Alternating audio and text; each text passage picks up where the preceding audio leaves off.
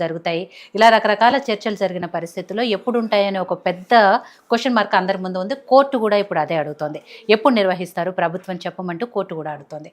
సరే రిజర్వేషన్‌లకు సంబంధించి కొన్ని అంశాలున్నాయి కాబట్టి అవన్నీ క్లియర్ అయిన వెంటనే వెళ్తామని ప్రభుత్వం చెప్తోంది. కానీ ఎళ్ళే ఆలోచన మాత్రం లేదు. ప్రజల్లో వ్యతిరేకత ఉంది. ముఖ్యంగా రైతుల్లో, మహిళల్లో ఇచ్చిన హామీలు నెరవేర్చలేదు కాబట్టి వ్యతిరేకత ఉంది కాబట్టి ఎన్నికలు నిర్వహించే ఉద్దేశం ఈ ప్రభుత్వానికి లేదు అనేది ప్రతిపక్షాలు ఆరోపిస్తున్నాయి. నిజంగా పెట్టే ఆలోచన ఉందా?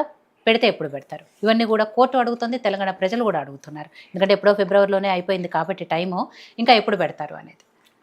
ముందుగా యోయో టీవీ ప్రేక్షకులకు, రానున్న పెద్దలకు మీకు నమస్కారం మేడం. అయితే ముందుగా ఏదైతే కామారెడ్డి డిక్లరేషన్లో 42% బీసీలకు ఇద్దామనేటువంటి ఒక సంకల్పం గొప్పది. అది దాన్ని దృష్టిలో పెట్టుకొని ఇక్కడ కులగణన కూడా జరిగింది. ఇంకోటి ఏదైనా ఇక్కడ నుంచి కూడా మరి అసెంబ్లీ తీర్మానం చేసి గవర్నర్ పంపించడం జరిగింది. గవర్నర్ గారు కూడా మరి కేంద్రానికి పంపించారు.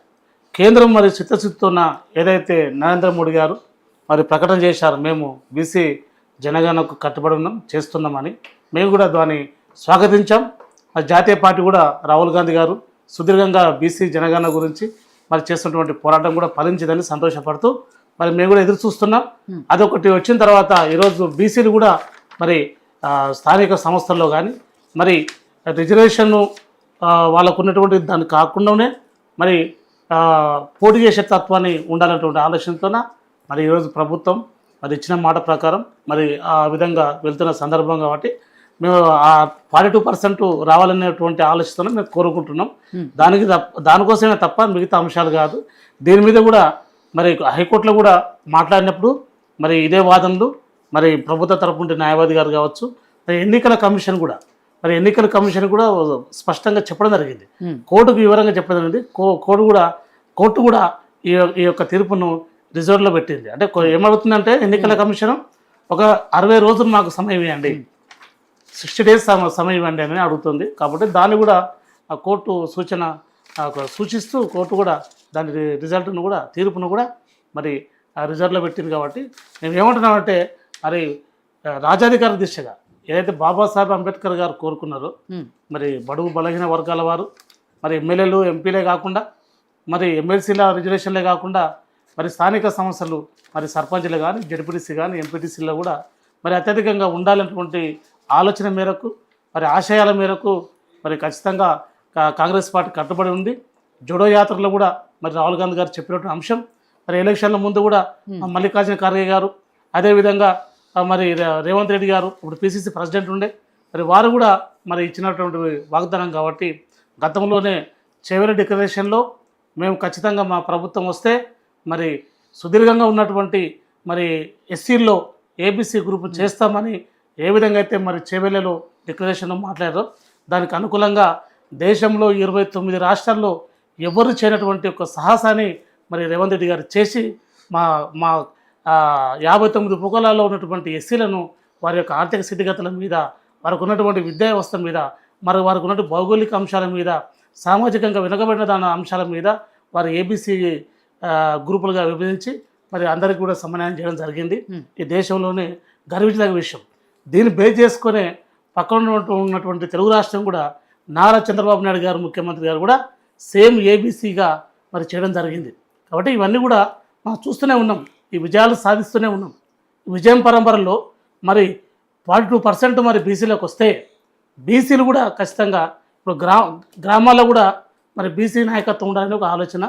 గ్రామాలే మరి నాయకత్వం వహించే గ్రామసీమలన్నీ గాంధీ మహాత్ముడు ఆ రోజు ఎట్లయితే చెప్పారో మరి దాన్ని దృష్టిలో పెట్టుకొని రాములు గారు రిజర్వేషన్ల అంశం అనేది మంచిది, దాన్ని ఎవరు కాదనట్లేదు. మీరు ఇచ్చిన మాట 42% రిజర్వేషన్లు ఏవైతే ఉన్నాయో అవి డెఫినెట్గా స్థానిక ఎలక్షన్స్లో పెట్టాలని అందరూ కూడా కోరుకుంటున్నారు. కానీ ఆ పేరుతో ఇలా కాలయాపన చేస్తూ ఎంతవరకు ఉంటారని ఇప్పటికే ఇందాక నేను అన్నట్టు ఫిబ్రవరిలో పెట్టాల్సిన ఎలక్షన్స్ ఇంకా పెట్టలేదు అంటే ఇప్పుడు మళ్ళీ మీరు 60 రోజులు అంటే ఆగస్టు కూడా దాటిపోతారు. కొన్ని మేడం ఇప్పుడు ఎన్నికల కమిషన్ యొక్క ఆలోచన మేరకు ఏ పార్టీ అయినా ముందుకు వెళ్ళాల్సిన అవసరం ఉంటుంది. ఎన్నికల కమిషన్కు ఒక విధి విధానాలు ఉన్నాయి. ఎన్నికల కమిషన్కు రాజ్యాంగ పరిధినటువంటి అంశాలు ఉన్నాయి. కాబట్టి ఎన్నికల కమిషను వర్సెస్ కోర్టు చూసుకున్నటువంటి అంశం ఇది, పార్టీలకు సంబంధించింది కాదు. కాబట్టి ఆ యొక్క ఏదైతే ఎన్నికల కమిషన్ ఉందో ఎన్నికల కమిషను తర్వాత మిగతా సామాజిక సంబంధించిన సోషల్ జస్టిస్కి సంబంధించినటువంటి డిపార్ట్మెంట్ కూడా వాళ్ళు చర్చించుకొని చేసుకునే అంశాలు ఉన్నాయి. మహిళా రిజర్వేషన్ కావచ్చు, ఎస్సీ ఎస్టీకి సంబంధించినటువంటి స్థానాలు కావచ్చు, బీసీ స్థానాలు కావచ్చు, ఓసీ స్థానాలు కావచ్చు. దీంట్లో మళ్ళీ కొత్తగా ఈబీసీ అదొక అంశం వచ్చింది. కాబట్టి ఈ చర్యలో వాళ్ళు తీసుకున్నటువంటి అంశాల మీద చర్చలు జరుగుతున్నాయి. ఇది పార్టీ ఇప్పుడు ఎన్నికల కమిషన్ అండ్ కోర్టు ఈ తేదీన పెట్టాలి అంటే ఖచ్చితంగా పార్టీలు ఖచ్చితంగా ముందుకు వచ్చి పెట్టాల్సిన పరిస్థితి ఉంటుంది. దానికి ఎదిరించేటువంటి తత్వము పార్టీలకు ఏ పార్టీకి లేదు, ఏ ప్రభుత్వానికి లేదు. కాబట్టి జ్యుడిషియల్ పవర్ అనేటువంటి ఎన్నికల కమిషను వారు తీసుకున్నటువంటి నిర్ణయాల ప్రకారం, వారు ఇచ్చేటువంటి ఫీడ్బ్యాక్ ప్రకారమే కోర్టు నిర్దేశించి కోర్టులో ఉంది. కాబట్టి కోర్టులో ఉన్న అంశాన్ని మన రాజకీయం చేద్దన్నది ఒక ఆలోచన. ఇది గత ప్రభుత్వాలే కావచ్చు, మరి ఇంతకుముందుకు ఉన్నటువంటి ఉమ్మడి రాష్ట్రంలో ఉన్నటువంటి ప్రభుత్వాలే కావచ్చు, అందరూ కూడా కోర్టులో ఉన్నటువంటి జ్యుడిషియల్కి సంబంధించినటువంటి దాన్ని గౌరవించాలన్నదే మరి అన్ని పార్టీల వైఖరి. కాబట్టి ఈరోజు రాజకీయ కోణంలో మరి ప్రతిపక్షాలు మాట్లాడతారు. అది మాట్లాడడమే వాళ్ళ యొక్క నైజం, మాట్లాడాలి కూడా. ఎందుకంటే వాళ్ళు ప్రతిపక్షం ఉండదు కాబట్టి, ప్రతిపక్షం అనేది జనరల్గా ప్రజాపక్షం కాబట్టి పక్షాన్ని మాట్లాడుతూ మళ్ళీ కోర్టు నిర్ణయం కూడా గౌరవించాలి. అదేవిధంగా జ్యుడిషియల్ పవర్ అటువంటి ఎన్నికల కమిషన్ యొక్క విధి విధానం కూడా గౌరవించాలి. ఎందుకంటే రాజ్యాంగ పద్ధతిలో మన ప్రజాస్వామ్య పద్ధతిలో మన పార్టీలు మన మెలుకొలుపుతూ ముందుకెళ్తున్న దశలో ఉండాలని ఒక ఆలోచన తప్ప మిగతా దీనిలో వేరే ఉద్దేశం లేదు మేడం. వేరే ఉద్దేశం ఉంటే ఖచ్చితంగా ఎన్నికల కమిషను మరి కోర్టే మరి నిర్ణయం తీసుకొని ఒక డేటును ప్రకటిస్తుంది. రైట్.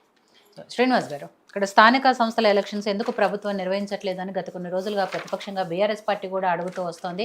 సరే, వాళ్ళ కోర్టులో విచారణ ఉంది, కోర్టు తీర్పు ప్రకారం ఎప్పుడు వస్తాయి ఏంటి అనేది అంశం పక్కన పెడితే, ఇక్కడ ప్రధానంగా ప్రతిపక్షాలు ఆరోపిస్తున్న విషయం ఏదైతే 18 నెలల కాలంలో కాంగ్రెస్ ప్రభుత్వం మీద అటు ప్రజల్లో ముఖ్యంగా గ్రామాల్లో వ్యతిరేక